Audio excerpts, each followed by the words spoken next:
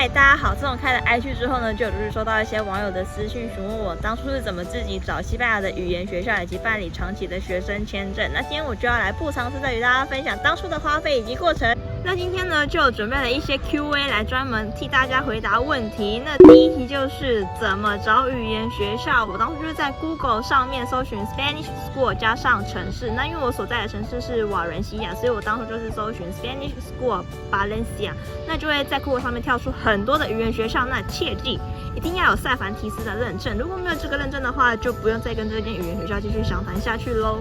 第二题，课程好多怎么选择？首先呢，你要先确定你要读短期还是长期。如果只是短期3个月的话，那就不需要办理学生签证，你可以只用观光签证入境西班牙即可。但是如果你要读大于3个月以上的话呢，就需要办理学生长期签证咯。那课程有分为团体课程、1对1课程以及 daily 课程。那时数有分为1周20个小时、1周10个小时以及1周8个小时，看个人的需求。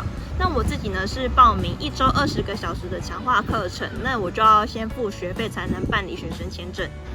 有问题的话，大家都可以写信给语言学校，我这里提供一些我当初询问的问题供大家参考。请问有注册费吗？请问学费里面有包含书籍费吗？一本是多少钱？请问有学生保险吗？诸如此类的，供大家参考。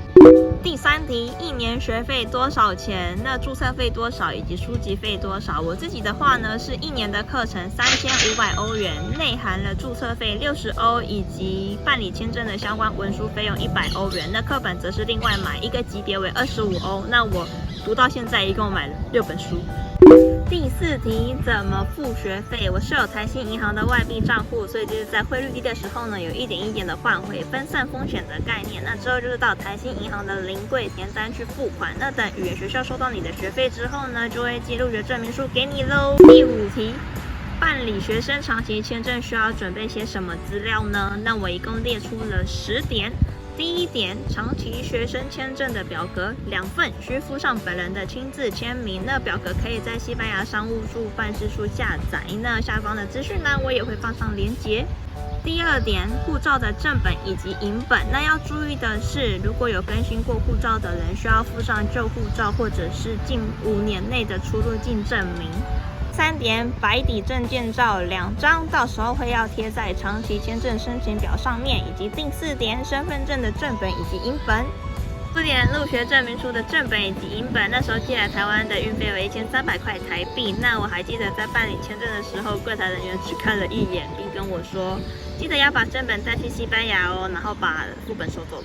第6点，英文版的海外医疗保险。那我那时候是选择国泰的海外医疗生根保险类别第49，不过现在已经停售了。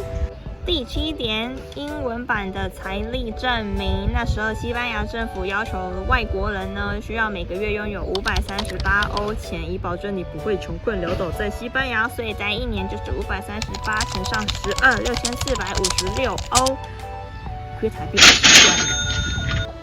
第8点，就读语言学校的解释说明函，自己写编辑。那记得只有要读语言学校的人需要填写，交换生则不需要。那记得一定要以英文或是西班牙文书写，并详细的记录申请者的身份背景以及职业，以及为什么选择这所语言学校，还有为什么想去西班牙念书等等。那记得写完印出来签名就好了，是不是简单的？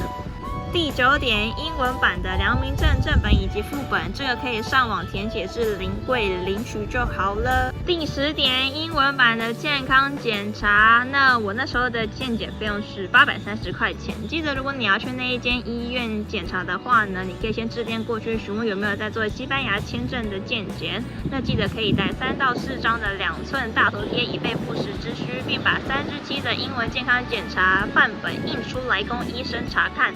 那如果你是高雄的朋友的话，我是在民生医院做检查的哟。万事俱备后呢，就可以到台北的西班牙商务处办理签证喽。那我那时候的花费是2735块钱，不过这是2021年12月的数据了，现在可能会有点改变。地址是在台北市民生东路49号10楼 B1 室。那记得办理签证跟取件的时间只有每周1至周4上午9点到11点半，例假日除外。那办理签证不需要预约，直接现场抽号码牌即可。等待时间大约3到4周，凭收据即可取件，不需要本人到现场。好啦，今天干货满满的影片就到这里啦。哦，对了，记得那个签证只有效期3个月，一直是到当地之后呢，你要再去换长期的居留证。天哪，跟西班牙的公部门打交道真的都是在比耐心的。好啦，如果喜欢我的影片的话，记得订阅、按赞以及分享哟，拜拜。人西亚。